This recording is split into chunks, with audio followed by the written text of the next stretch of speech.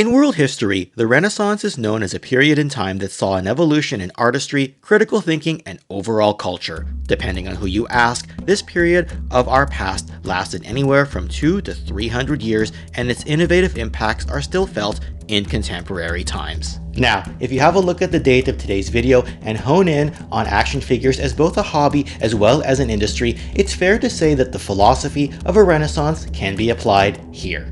Gone are the youthful days of just excitedly purchasing any colorful character in a toy aisle, characters who you happen to recognize from your Saturday morning or after-school cartoon routine. Instead, an action figure's articulation, accessories, overall proportions, sculpt accuracy, and even its packaging are routinely examined before a collector makes the decision to buy it or not.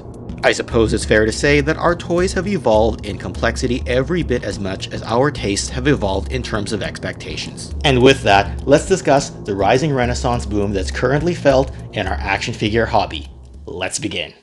This video is brought to you by GeekDadLife.com, your online source for news and insights regarding the toy industry as well as the film and television industry. You can find the links in the description below for the Geek Dad Life website and their other social media portals, as well as the original link to the article on their website that formed the basis for this video. I will start by asking this important question. When did the Renaissance era for toys truly get its start? When did we stop unconditionally accepting the 1984 Kenner Superpowers figures as our only DC superhero toy option and begin inspecting every surface feature and paint application that Todd McFarlane releases?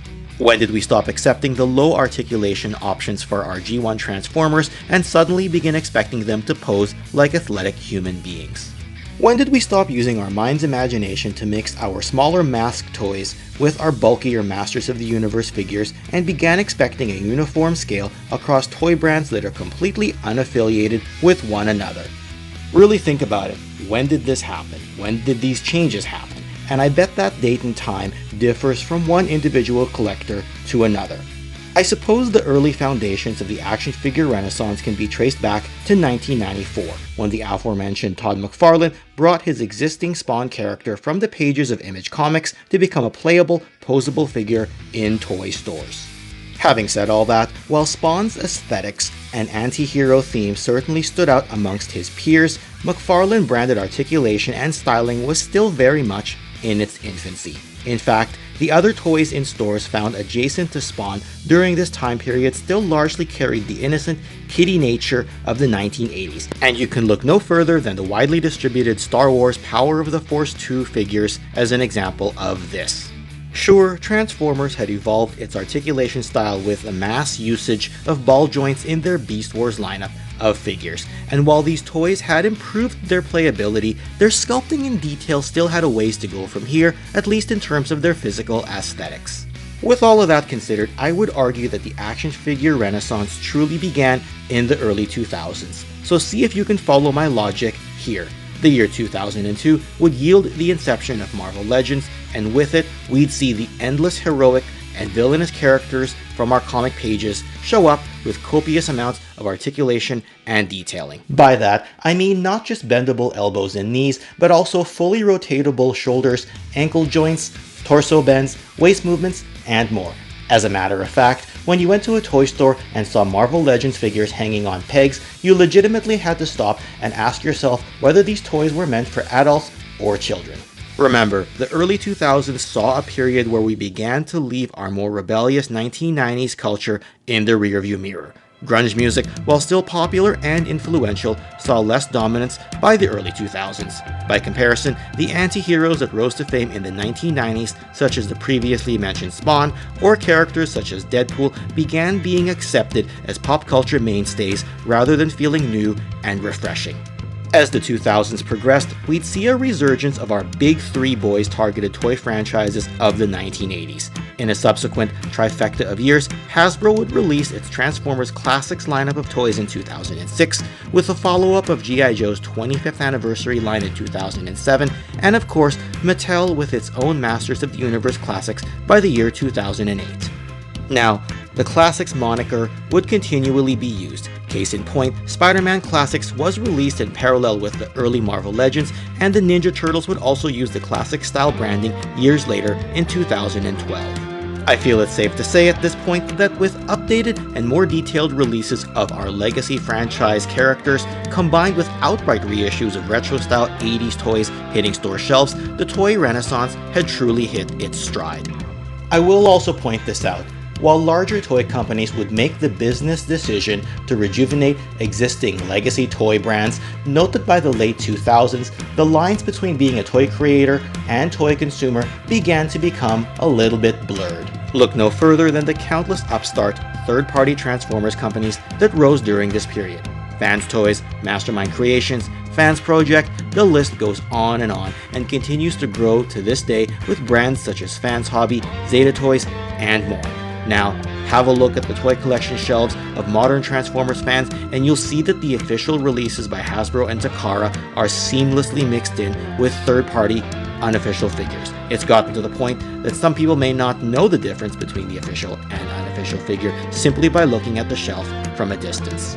As we progress through this toy renaissance period into the decade between 2010 and 2020, the rise of unique intellectual properties began to make its way into the hobby as well. A massive game changer was the rise of Four Horsemen Studios. Having become famous before as contracted designers and sculptors, then shifting to become full-fledged as a toy manufacturer, their Mythic Legions toy line is as popular among niche collector circles as the more established toy brands with decades upon decades of history. The result now is that their own Legions Con is treated as a destination and annual meetup spot for collectors to congregate. Certainly, the ability to own such an IP and have a growing, widespread fandom is the ambition of many toy makers. Flash forward to today, and we see one Kickstarter campaign after another, as more aspiring creators hope to replicate the success of Four Horsemen Studios. You now have brands like Animal Warriors of the Kingdom existing in a similar fantasy genre, as well as several military and sci-fi toy lines in both 1/12 and 1/18 figure scale. There have also been situations where a popular social media personality becomes the author of one of their favorite brands. For example, you've got Pixel Dan writing the Toys of He-Man and the Masters of the Universe book, as well as others like Carson Metaxas from 3djoes.com authoring several G.I. Joe publications. All in all, the fan has become the creator, and the aspiring author or artist has simply become the author or artist. Fans now have their own fans, and anyone can find anyone on social media in today's day and age. Critical thinking is now expected rather than being the exception. Complaints and compliments about a toy are now spoken under the same breath, and a toy can be bought and appreciated, while at the same time, that same consumer can hope for the next toy to be just a little bit better. These are the signs of a renaissance as far as our hobby is concerned. It might be tempting to say that this renaissance boom began as fans started their own toy companies, so either when the rise of third-party Transformers began during the late 2000s, or when Four Horsemen Studios kicked things into high gear in 2015 and 2016. But do remember that the third-party Transformers craze was very much an unofficial movement. It was fan-led and without any real support from larger companies. Character likenesses were used, but licensing and branding was done in an ad hoc manner rather than with authorization. And in the case of Four Horsemen Studios, they did have smaller brands under their umbrella in the years prior to Mythic Legions, but this company also had its roots as sculptors for both McFarlane Toys as well as Mattel many years prior. So in my humble opinion, their contributions to the Renaissance movement of toys began much earlier than Mythic Legions' inception. Hence, this is why I look back to the early 2000s and the rise of Marvel Legends as an all-encompassing brand that led to the eventual Marvel Cinematic Universe, as this scale paved the way for the eventual articulation and design style of brands such as Star Wars Black Series, G.I. Joe Classified, and the slew of 6-inch figures made by companies such as NECA, and so forth. But hey, your own opinion on this topic may vary, so you can tell me when you feel the Renaissance movement for toys began in your own mind. Or you can also tell me if you disagree with my thoughts on this era of toys as a whole, but I only ask that if you choose to comment that you do so respectfully. Now, as a counterpoint, some would find it more appropriate to refer to this era of action figure collecting as a golden age. While this could be correct in certain contexts, I would define a golden age as a peaceful era where you have already reached the summit of what you are trying to achieve and hope to stay there in perpetuity. In other words, you're already at the top of the mountain and you don't need to innovate or achieve something greater. All you want is more of the same at this point. On that subject though, toy collectors who are slightly older than me might consider the years of 1964 to the mid-late 1970s as something of a golden age for them as collectors. The start of the 12-inch G.I. Joe era, the rise of Mego's World's Greatest Superheroes toy line, and overlapping with the start of Star Wars as a movie franchise might be considered as a golden period for them, and I'd be more than willing to listen to that argument. I will also mention though that this era was before the deregulation in television standards whereby we could get the slew of cartoons in 30-minute episodes that were meant to advertise toys, something that would begin in the early 1980s. As such, I would argue that my own youth, and yours may vary slightly, but my youth from the 1980s through the early 1990s would be more appropriately classified as a golden age. It was a time when I didn't question manufacturing choices for toy companies, and I never saw an end to my Saturday morning or after school cartoon routines. I did not strive or aim for more, and was more than content playing with my toys endlessly for hours, be it on my own or with a friend in the living room. Of course, today my eyes and my mind are trained to find flaws and hope for improvement in future toys. I constantly weigh whether the inclusion of double-jointed knees and elbows or butterfly joints are necessary if a figure's aesthetics look good enough to stand on a shelf. I criticize something that's slightly off in scale and will roll my eyes at a poorly done face sculpt. So while we're on that subject, just think and compare your Star Wars Black Series figures to your simpler, old-school, innocent Kenner products. Look at your Marvel Legends and McFarlane Multiverse figures and compare them to your old-school Secret Wars and Kenner Superpowers figures of the 1980s. How about your highly articulated modern Transformers compared to the blocky G1 toys, or G.I. Joe Classified as opposed to the O-ring style, smaller real American hero craze of the 80s and early 90s? Or how about your Masters of the Universe Origins, Revelations, and Classics figures as compared to the vintage originals? TMNT figures by NECA and Super 7 can also be compared to the original Playmates figures. The point I'm trying to make is that the list goes on, and no matter the detail, articulation, accessories, etc., we love what we have, but we also want more in the modern era.